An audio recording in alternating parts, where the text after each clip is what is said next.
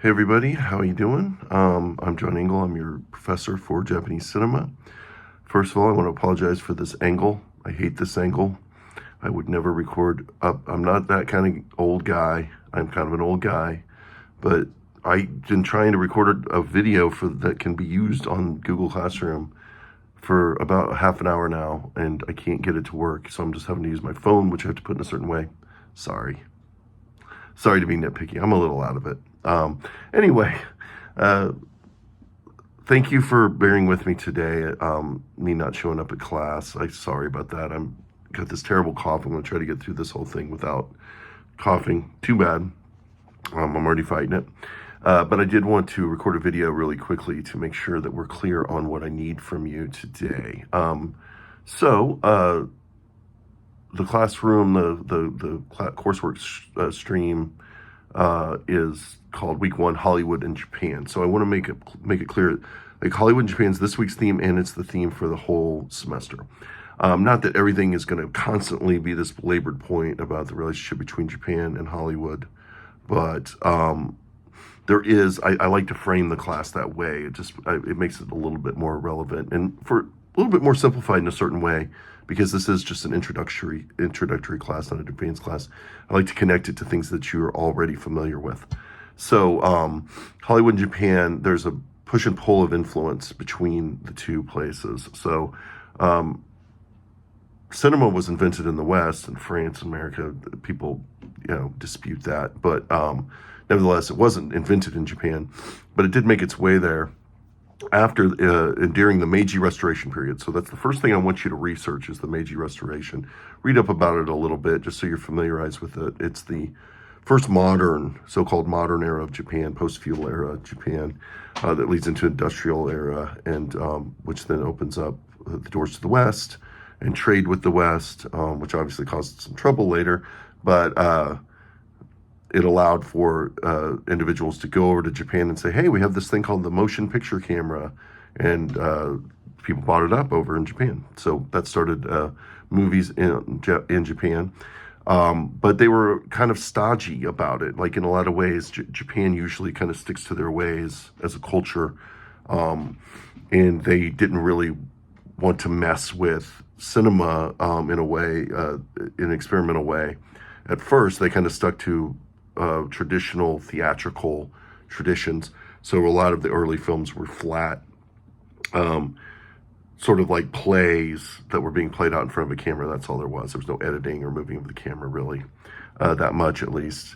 That is until the Great Kanto earthquake. So Kanto earthquake occurs in, destroys a lot. This is in 1923. It destroys a lot of film studios that were starting to blossom in Japan and disrupts the Japanese film culture. Not to mention creates a scarcity of content for the movie theaters that were still, some of them still survived and needed material. So they opened the doors to importing American films. And that's where a lot of the directors that we'll be talking about this semester first were influenced by American cinema. They started seeing these films when they were little boys. And like the Yasujiro Kurosawa especially. And so that's the first, influence into Japan of Western cinema.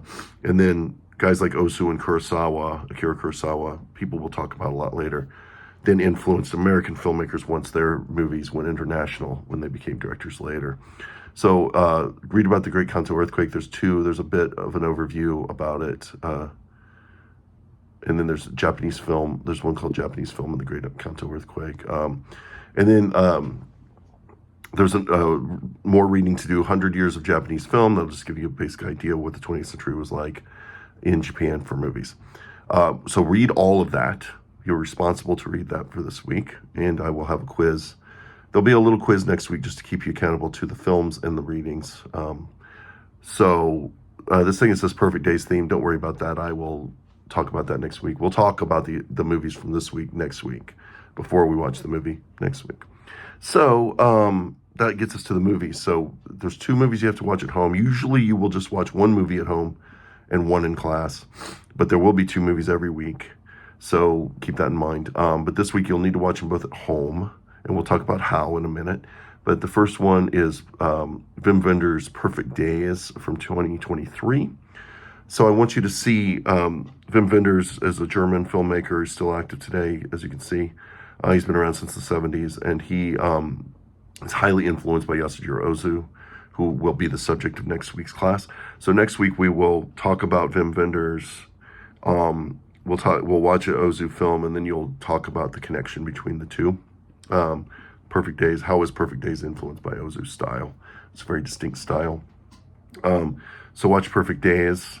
And then the other film you're going to watch is Paul Schrader's Mishima, Life in Four Chapters from 1985. So Paul Schrader's an American filmmaker who is still working today, has a movie out that just came out.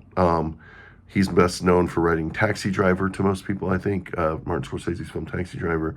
He wrote a few films like Raging Bull, a few films for Scorsese, but he also was making his own movies through that time, and as I said, still to this day. Mishima is my favorite of his movies. It's a biopic of sorts, which usually isn't my favorite thing, but he does it in a really interesting way here. So it's about a very controversial Japanese figure, a real-life person named Yukio Mishima. You'll see why he's controversial. We'll talk a lot about that next week as well. So watch Mishima, Life in Four Chapters at home as well. And the way you will do that is by using the two resources at the top of the stream for the week. The first one costs money, and this is one you will need through the whole semester. I don't ask anyone to buy a textbook, or you don't have to buy any materials for the class. I know you all spend money on materials and so on. But this is the only resource you got to pay for, which is the Criterion Channel. It's a fantastic thing to have, though. Some of you might want to keep it forever.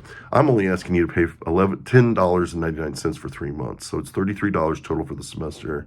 You could start it right now. It has a 7-day free period, and then February, March, and April. And I'll make sure you don't need to have it in May. So just 3 months. And that's where Mishima will be playing. So get that for Mishima. You can watch any of if you want to expound upon your knowledge of Mishima or Paul Schrader or the film in general. There's all kinds of supplemental material. That's why Criterion Channel is so important to this class. I will basically be assigning sometimes the supplemental material, like different critics or filmmakers or theorists talking about, excuse me, talking about the films. So get the Criterion Channel, watch Mishima there. And then Perfect Days you will watch on Canopy, which if you've never heard of Canopy, it's a free streaming service through the library. So you just need to get a Kansas City Public Library card if you don't have one. You really should have one anyway. Everyone should have a library card. Even if you don't use the library, it helps them with their funding and everything, and it helps our society to have libraries. So get a Kansas City Public Library card if you don't have one. Use it to get Canopy. Watch Perfect Days on Canopy. And like I said, there'll be questions on a short and simple quiz. It'll be short and it will be simple if you do the reading and watch the films.